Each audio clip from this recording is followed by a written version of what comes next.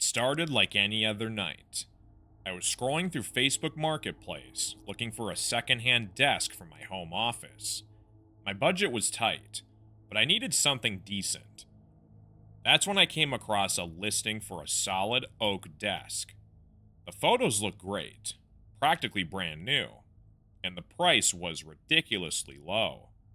Too good to pass up. The seller's name was Diane, and her profile seemed normal enough. A middle-aged woman with a sweet smile in her picture. Her message came through almost immediately after I inquired. Still available, she wrote, followed by an address about 20 minutes away from my house. It was late, close to 9 p.m., but I figured I could grab it quickly and be back home before 10. The neighborhood was unfamiliar to me. The GPS took me into a cluster of run-down houses on the outskirts of town. The streetlights were dim, their flickering glow casting long, eerie shadows over cracked sidewalks. Diane's house was at the end of the street, surrounded by overgrown bushes and a sagging chain-link fence. I parked in the driveway, my headlights cutting through the thick darkness. The house looked abandoned, windows boarded up, peeling paint on the walls. Still, I convinced myself it was just an old place. Maybe she needed the money, and this was all she could afford. I messaged her. "I'm outside." Almost instantly, she replied, "Come around back." The request felt odd, but I was already there. I didn't want to back out over something silly. So I walked down the gravel path that led to the backyard. The air was heavy, damp, with the smell of rotting leaves. The backyard was worse than the front. An old shed sat in the corner, its door hanging on by a single hinge. A faint light flickered through a small window in the back of the house, and I knocked on the front door. The backyard was worse than the front. An old shed sat in the corner, its door practically hanging on by a single hinge. A faint light flickered through a small window in the back of the house, and I knocked on the door. A man answered. He was tall, gaunt, with sunken eyes and a hollow expression that sent chills down my spine. "Diane?" I asked, my voice shaking slightly. "She's inside," he said flatly, stepping aside to let me in. Against my better judgment, I walked in. The inside of the house was wrong. The air was stale, thick with the smell of mildew and something metallic, like rust or blood. The walls were bare, and the only furniture was a single wooden chair in the middle of the room. "Where's the desk?" I said, trying to sound calm. The man stared at me for a long time, before pointing to a room down the hall. I felt trapped, but I didn't want to panic, so I walked toward the room he indicated. The hallway was dark, the only light coming from a small crack beneath the door. Inside, there was no desk, just a small cot, stained sheets, and a pile of clothes in the corner. But what stopped me cold was the smell, a nauseating stench of decay that hit me like a wall. And then I saw it, a phone on the floor, buzzing with notifications. My phone number, my texts. I backed out of the room slowly, my breathing shallow. "There's no desk," I called out, trying to keep my voice steady. The man appeared in the hallway, blocking my path, his lips curled into a twisted smile. "You came to the wrong place, little lady," he said. That's when I heard it, the sound of heavy footsteps coming from behind me. I ran. I don't know how I made it past him, but adrenaline took over. I bolted through the front door, sprinted to my car, and locked the doors. As I peeled out of the driveway, I saw them in the rearview mirror, two figures standing in the yard, watching me with blank, expressionless faces. When I got home, I called the police. I gave them the address and told them everything. About a few hours later, they called back. The house was abandoned, had been for years. But they did find something. A phone. My number was saved in its contacts, and the last message sent from it was, "Come around back." I deleted Facebook Marketplace that night. Some deals just aren't worth the risk.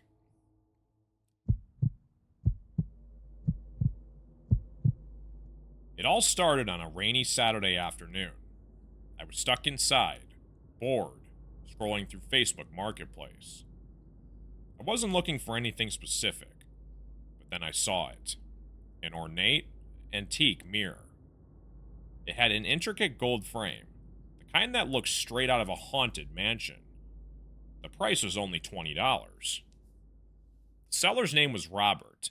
His profile picture showed an older man, maybe in his 60s, standing in front of a workshop. His message came quickly after I asked if the mirror was still available. "Yes," he wrote. "Pickup only. No delivery. Cash only." I didn't think much of it. The address he sent was about 15 minutes away, in a part of town I wasn't familiar with. It was one of those areas where houses sat far apart, with long gravel driveways that disappeared into thick woods. The rain had slowed down to a drizzle by the time I arrived.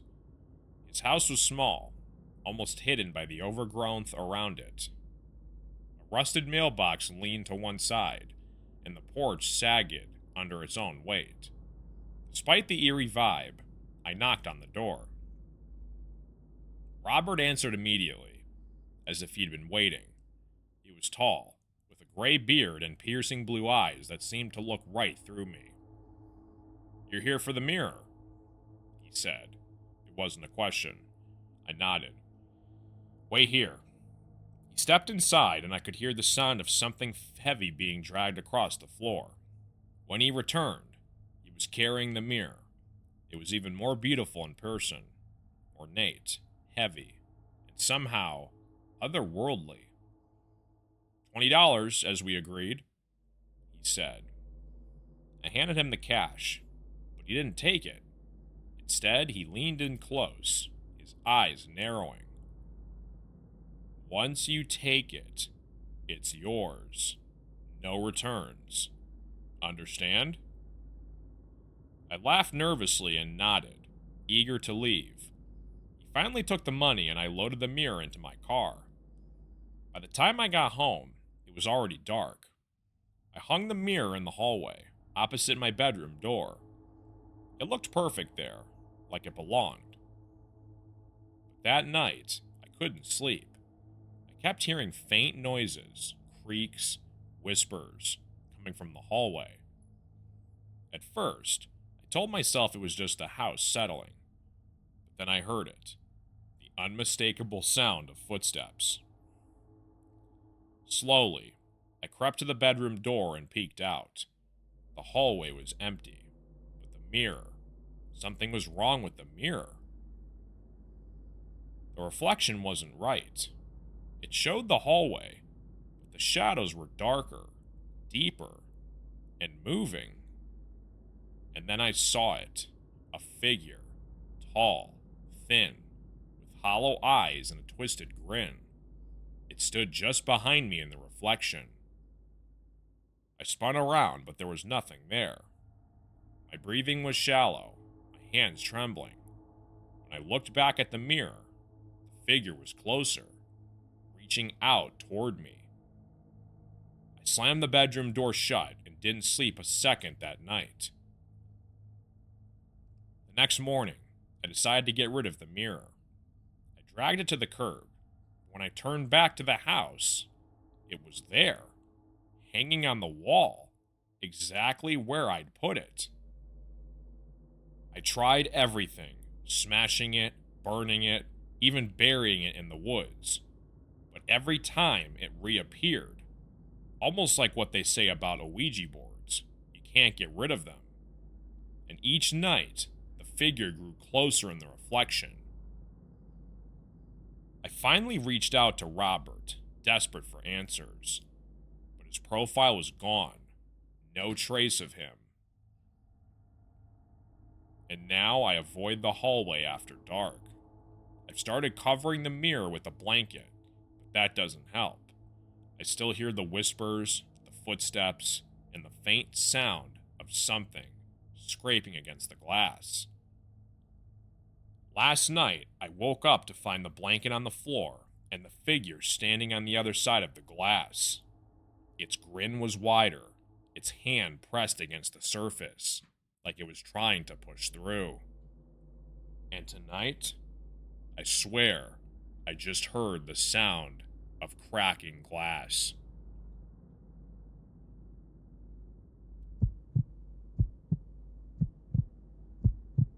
You ever get a feeling like something's just off? That's how I felt the moment I saw the listing. I wasn't even looking for a crib. I don't have kids. But there it was on Facebook Marketplace. A pristine, white antique crib with delicate carvings on the sides. The caption read, "Free to a good home. Urgent pickup." The seller's name was Angela, and her profile looked normal enough. Lots of photos of her and what I assumed was her baby. The baby, though, looked off. In every picture, it was looking away or blurred, almost like it wasn't really there. I don't know what compelled me to message her, but I did. "Why is it free?" I asked. Angela replied instantly, "It's my late daughter's crib. I can't keep it in the house anymore. Too many memories."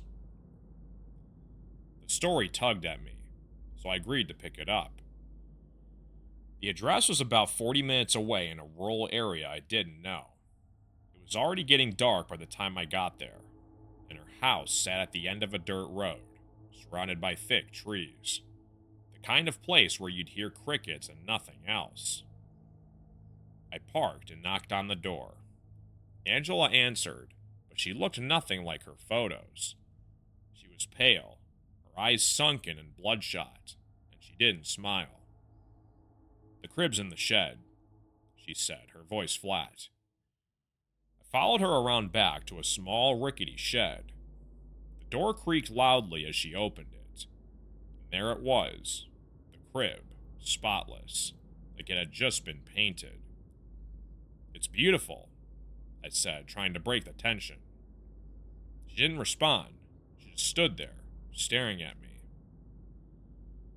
I awkwardly lifted the crib and carried it to my car, thanking her as I went. She didn't reply, didn't wave, just watched me drive away. It was weird. On the way home, I started feeling uneasy. I couldn't explain it, but something about the crib felt wrong. The air in my car seemed heavier, colder, even though it was warm outside. When I got home, I decided to put the crib in the guest room. I figured I'd clean it up and donate it to someone who needed it. But as I was setting it down, I noticed something I hadn't seen before. A faint, dark stain on the mattress. It almost looked like blood. I tried to shake it off as just my imagination. I went to bed, but that night, I woke up to a sound. A faint creaking sound, like wood shifting under weight. It was coming from the guest room. I grabbed my phone and walked slowly down the hall. When I opened the door, the crib was rocking, back and forth. No wind, no draft, just rocking. I felt sick to my stomach. And then I heard the sound of a faint cry in the distance, like a baby. I called the police immediately, trying to explain what was happening without sounding insane. When they arrived, the crib was still rocking, but the crying had stopped. One of the officers, a younger guy, stepped closer to inspect it. That's when he noticed something wedged under the mattress. He pulled out a small bundle of fabric, unwrapped it, and froze. Inside was a baby's hospital bracelet, stained and brittle with age. The name on it was Angela Harper. The older officer stepped back, his face pale. This isn't the first time we've been to that address. Angela Harper died years ago, murdered by her husband, and their baby was never found. I felt the blood drain from my face. But I just met her. She gave me this crib. The officers exchanged a look, and the older one shook his head. Whoever you met wasn't Angela. The police took the crib as evidence, and I never heard what they found or if they found anything. But I can tell you this, I've never gone back on Facebook Marketplace since. Some things should stay lost.